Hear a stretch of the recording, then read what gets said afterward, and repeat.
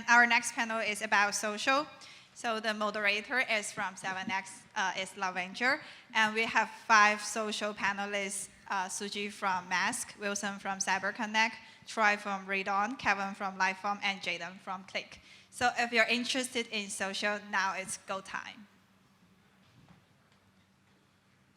Yeah, let's give a warm welcome to our panelists to come on the stage. This one.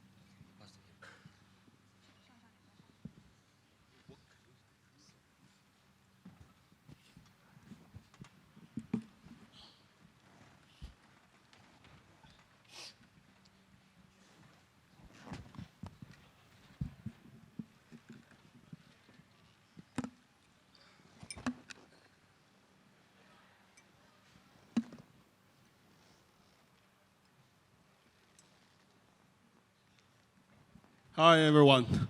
My name is Lavenjer, Investment Director of 7X Ventures. Today, we have like 5 very cherished and expert in the, in the Web3 social space. Very honored that we can invite them to attend this speech and share the insights.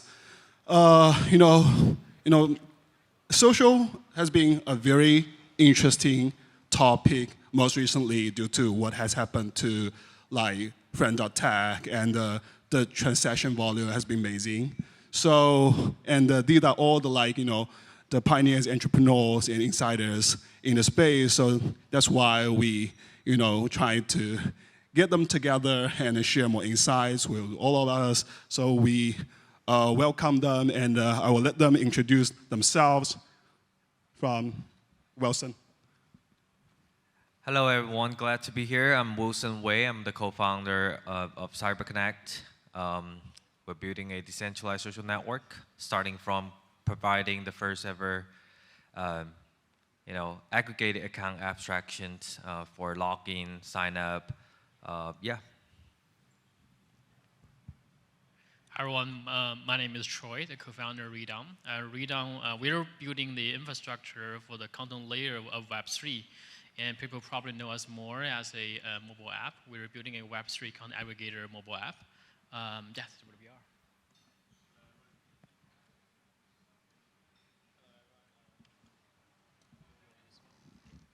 Hello, Suji from Mass Network. We've been doing decentralized social networks since 2017. It's like a long journey, 6 years. And in 2021, we launched our token and start to systematically helping, funding, granting the more decentralized social landscape. I think the future will be like 100 different social protocol.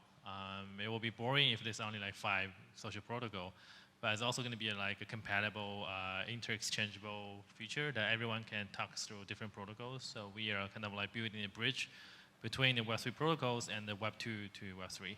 Yeah. Hello everyone, this is Kevin from Lifeform. We are aiming to bring next billion users onboarding Web3. Really thrilling to meet all you guys here. Hope you enjoy your time. Hi guys, my name is Jaden. At Click, we built these new primitives we call identity oracles. And the idea is you're able to seamlessly pull Web2 user behavior data in a privacy-preserving way. So for example, I could prove you have at least 1,000 followers on Twitter, you generate this many impressions, we push that data on-chain, and then you can create that value or use your existing social graph in your new Web3 social apps. Great, thanks for all the introductions. And I would love to start with Jaden, probably, because the mic is there. So today we will be discussing about why social need to be decentralized. And I will still start with the first question, which is, what the key problem that you see in the traditional Web2 space, social can be solved by using blockchain technology, and what benefit that decentralization brings to social? Yeah, that's a great question. So I think from our perspective, one of the largest problems in Web2 is you have a lot of these different data silos, right? Across different social platforms. Your Facebook owns your data with Facebook platforms, Google with Google platforms, so on and so forth. And you're not able to interoperably and composably share and use that data. which is the main problem we actually aim to solve, right? Which is, as a user, now you can claim your YouTube data, Twitter data, Google Analytics data, ChatGPT data. You can store that with you as a value store in your wallet. From there, you're able to push it onto any blockchain. Any protocol can then take that data and do compute on top of it, right? Which means that in the future, what you're going to see is you're going to be able to build significantly more sophisticated business use cases. Today, Facebook owns your data. They use it for Facebook ads. But actually, a ton more can be done with that data, right? But those use cases are not possible because you don't have a privacy-preserving, composable, and interoperable design, which blockchains solve. Great, great, great. Probably like, Kevin from Liveform.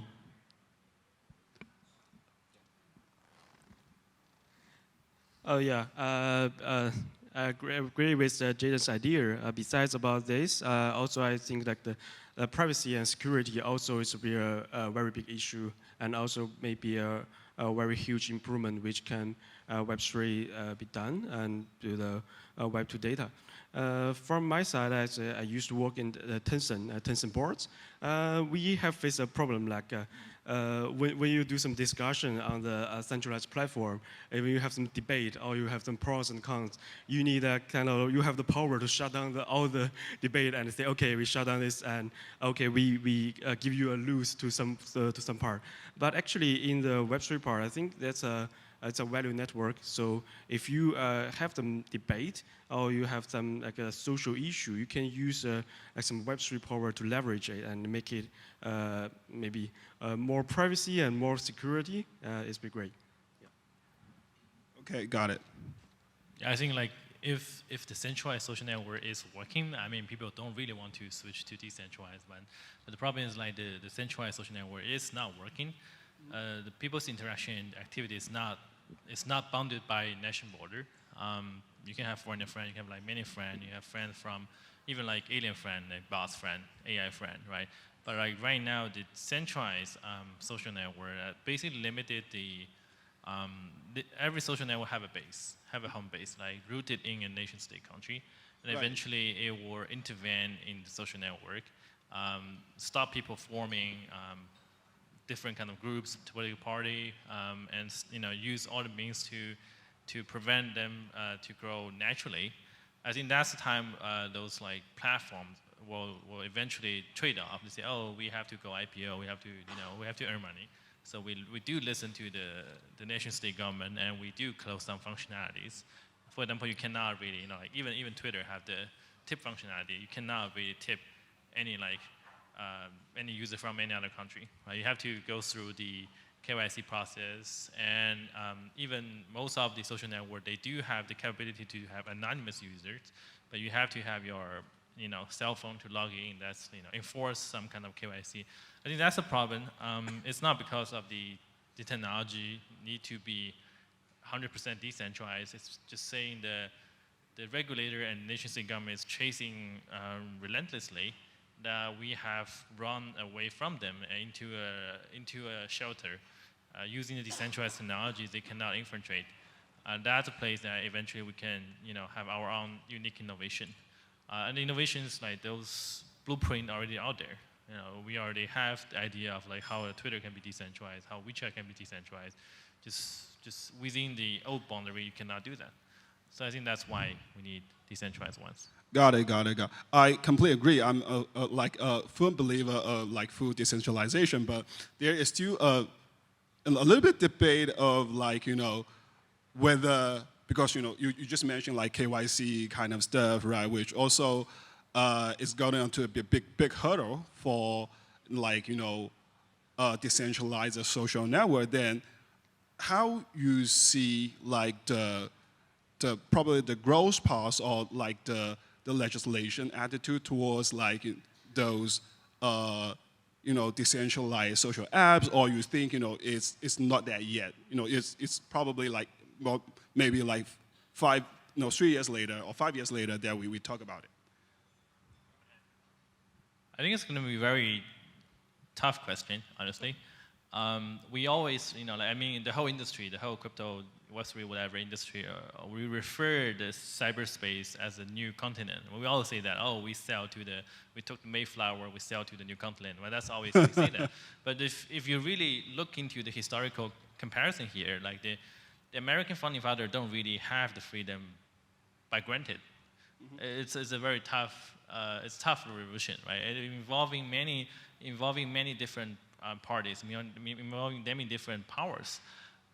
For example, like we always think like, oh, there's several really great privacy-preserving centralized social network based in the U.S. For example, like Signal, right? But again, Signal have to use your own mobile phone. It's SIME KYC. There's more active user from Asia. Right? There's more active user from Asia. They're using all different kind of like Telegram, these kind of like cool social networks. It feels like when the American get independent, the royal France is fighting with the great British Empire. Okay, and they don't like each other. And what happened is like the royal France send money and troops to help the American get independence. I think that's what happened in Hong Kong and Singapore. Right, I think like a lot of people here not really say, hey, we're for the freedom. They say, hey, we're for the money. We just hate the other part, right? Then we send more engineers, basically troops in this field, and we start to build the thing, and eventually get independence. One core factor, one core parameter is the percentage of the GDP that's happened in the cyberspace, or percentage of conversation happened in the cyberspace. Even I have friends all over the country right now. I think my personal favorite social network is Telegram, and then Twitter. I think eventually you're gonna changing into a more decentralized one. I have no idea which one gonna win, but I'm probably gonna be multiple winner. And that time, all the transactions will be likely be done on that cyberspace, like social network, and then the capability of texting people will be basically given out by the nation-state government. That time we can start to bargain. Yeah, right okay, now, there's nothing to bargain because like, oh, we're gonna tax you.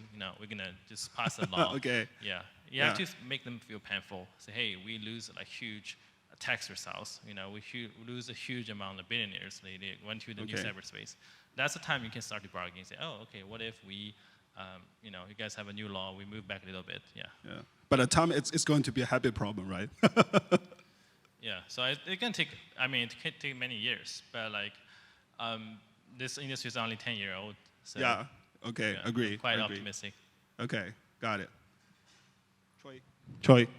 Yeah, I want to add from a little bit new perspective. I think content consumption or like the content delivery process or content curation process is a big problem in traditional social platforms. So traditional, like the social network like Facebook or Twitter, they're under the spotlight of manipulating like fake news or manipulating like how people seeing everything. I read the article the other day, like Elon Musk was thinking about open source the ranking algorithm on Twitter to explain to people why you're seeing this. And they were trying to make different versions of that people can choose and tweak around that. So there was some initiative from him to doing that, but it doesn't actually work out. And I think that is probably, he also thinks this is a big problem for Twitter as well, try to solve like why you're seeing this. But it's very difficult because like the algorithm itself is a black box. It's a core problem. And I think in Web3, we can probably build something better here. There are two directions here I can think of. Like the first one, we can build something like a ZK ranking, like a layer on that, and we can open source and using smart contract or ZK and computation nodes into that. So like you can explain why you're seeing that. All the computation can be explained, can be verified. And a different solution is like we don't use machine learning or this kind of black box solutions. We use our community to curate and pick the article you're seeing. So like we test it out on read-on. Like we're building like a stake to vote, like a tokenomics or a protocol, allow users to vote on content they like. And I think our community like that. Like right now, on a daily basis, thousands of users are voting on content they like and picking the list you should read on a daily basis on different topics. Got it. Something maybe we can try it out. Okay, got it. So it's basically like increase the like user interaction. Okay, got it. So, like what key problems that you see in the traditional like Web2 social can be solved by using blockchain technology? Yeah, I think they cover up pretty much everything. Interoperability, composability, a little bit about regulation, and how potentially a decentralized structure for collaboration could help to increase the overall efficiency of, for example, curating content, or in another sense, creating content, right? So I think other than that, maybe from another two different angles. One, it's like how fundamentally it could be different when you have a distributed system of decentrally owned by a large group of users or creators or contributors to the platform, instead of a platform that is owned by a small group of people or a corporation. And I think Elon Musk is a very special case. He's in a way that, he's not trying to make money out of Twitter, which is not normal for any kind of business to run. And therefore, we see a whole lot different policy and things that he did it in the way that it could be never imagined by any like public or profit-driven companies. So I think, but we couldn't use that one specific case to say, okay, we already have, we solved the problem of monopoly or things. As long as we still have this like long-term conflict of interest between platform and users, because of the platform have control over all those data and all the users on it, and they have a conflict interest, again, the user and the creators, they are trying to maximize their own profits. Ultimately, the bad thing to happen, unless all the platforms are running non-profit. Got it. Yeah. Got it. Things you actually bring that up, it comes down to my next question, because you bring up like, interoperability and composability is so important, like, and people love saying about it. Like in DeFi, we can see that level of interoperability happens on, the asset interoperability on different protocols, on different chains, right? While in gaming, we probably may foresee like one game items in one game, and that can be used as item B in the other game. So from your perspective, like, what kind of interoperability that you see in social, decentralized social, and at what level? Well, a lot, and that's exactly why CyberConnect came up with the first concept of decentralized social graph protocol. Yeah. I'll give you a couple examples. Like, for example, if anyone here is familiar with login with WeChat nowadays, or login with Facebook like a decade ago, users are actually able to log into different games or other social use cases using their existing established social graph, like friends, the people they follow, and also some of the status that they establish. So bringing your friends to other use cases could be one very solid use case of interoperability. And also that could help the third-party app to bootstrap so much better. And therefore, it could provide the hope to break through this whole data monopoly thing, to actually create a much better environment for startups. And some other example would be like reputation. For example, like nowadays, we saw a lot of fake profiles on Twitter, LinkedIn, and people claiming who they're not and trying to scam people around. So if we have this like on-chain reputation system that people can actually track and verify everything they claim to be, I think, and that status, since it's on-chain and it's living within your cyber account, when the next time you use your cyber account to log into other apps, like, you don't have to somehow verify again and again. You don't have to explain yourself like for 1,000 times, like saying, okay, I'm the co-founder of CyberConnect, things like that. So those are the cool two very, very quick example. Monetization would be number 3, but I'll leave it to the rest of them. Okay. Probably give to to Troy. Yeah. So the question was, how do you take it? Yeah, the interoperability. Yeah, interoperability. Yeah. So I think like content is actually one good example. For example, like right now the norm is we post a tweet on Twitter, I post a photo on Instagram. And so the content actually lived on these traditional platforms. It's more like an appendix or something like connected to my actions on this specific social networks.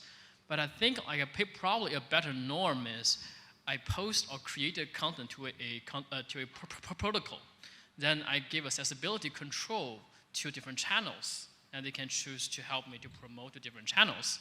That in that case, like there's only one piece of content, I fully own the content. The content doesn't belong to a certain platforms. I think it's probably, if we kind of have that norm, it's probably more fair to the content creator.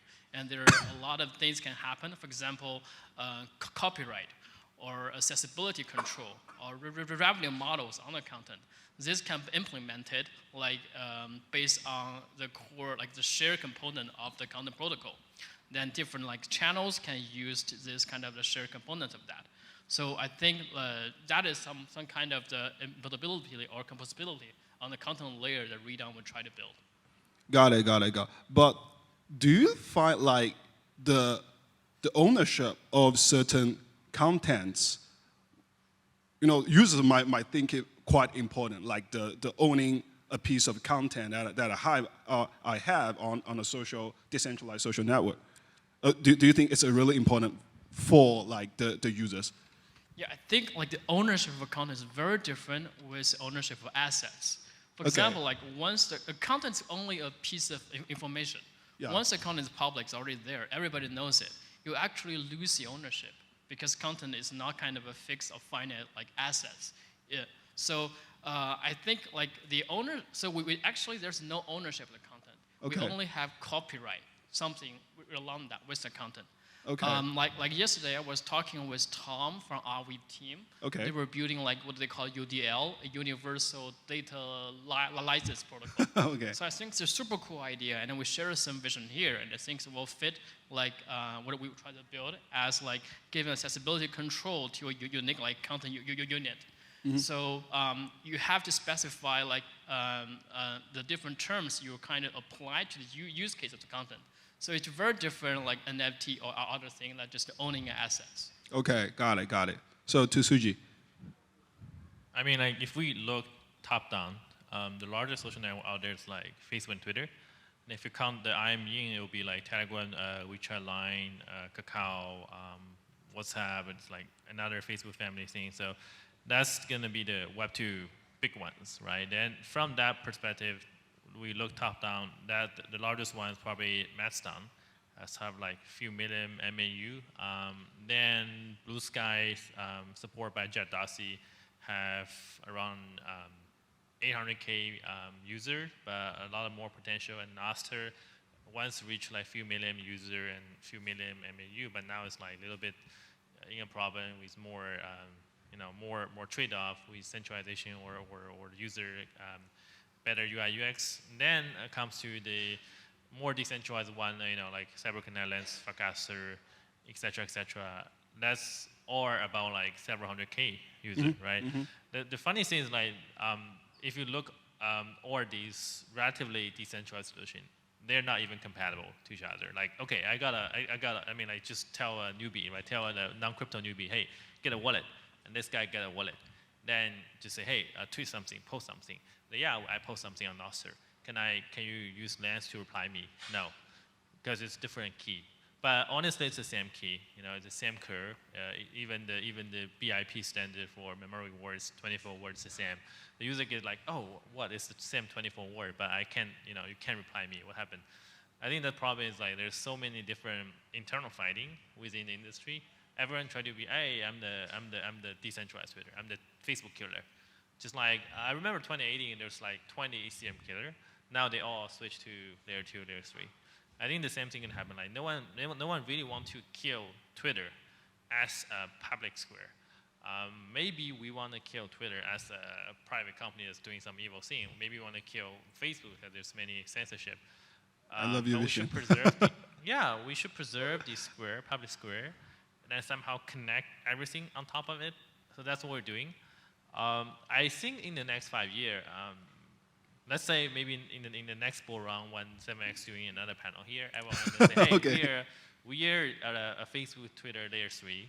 I Okay. think that's better. You know, honestly, Okay. that's better. Like all the Ethereum killers switch to the EVM compatible layer 2, layer 3, and they become a family. I think that's better.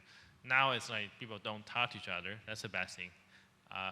I think that problem, if that problem didn't solve, users are just getting confused. Okay, 10 decentralized social network out there. I better just use Twitter. Okay, but do you find like, because social apps can build on different blockchains, right? And do you find it's still going to be a, siloed, environment for, even they come to the blockchain and they're still I very just think siloed. the human nature is like, sometimes people will love each other, sometimes people will hate each other. You can't force those people who hate each other to stay in the same room. They're just gonna fight.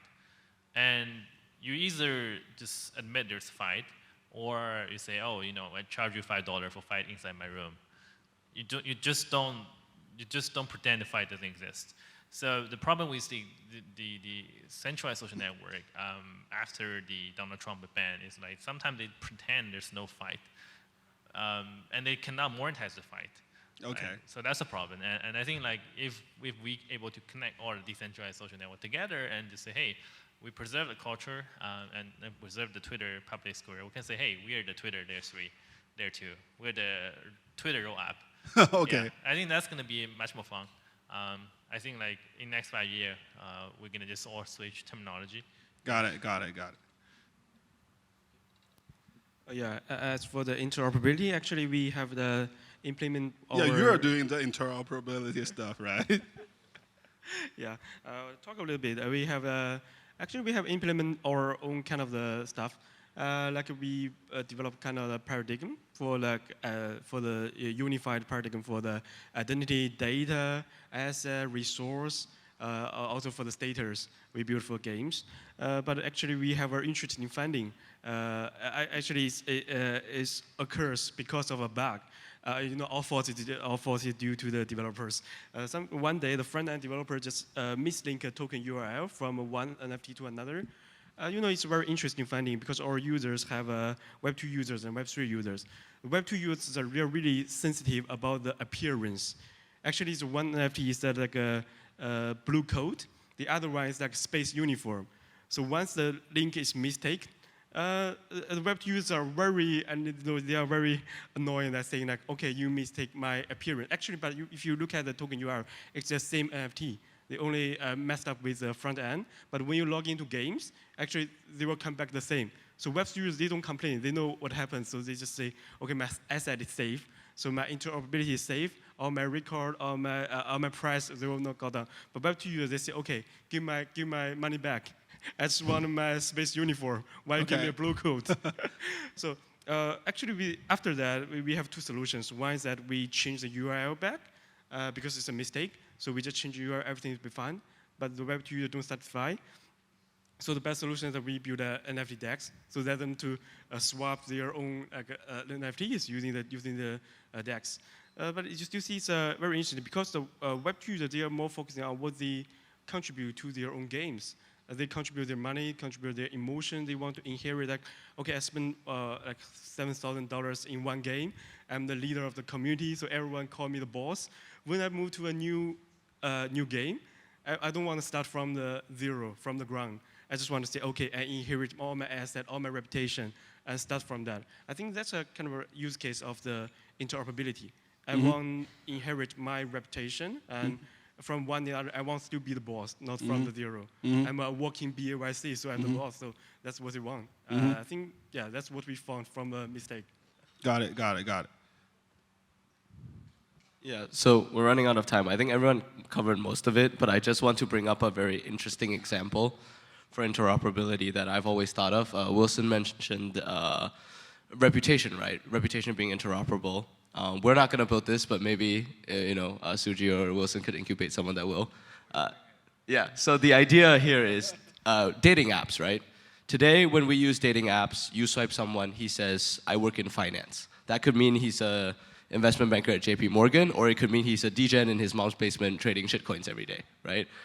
If you build a protocol, if there is a social protocol that is meant to verify the provenance of somebody's job, right? For example, a Web3 LinkedIn that actually has provenance proves you actually work at this place.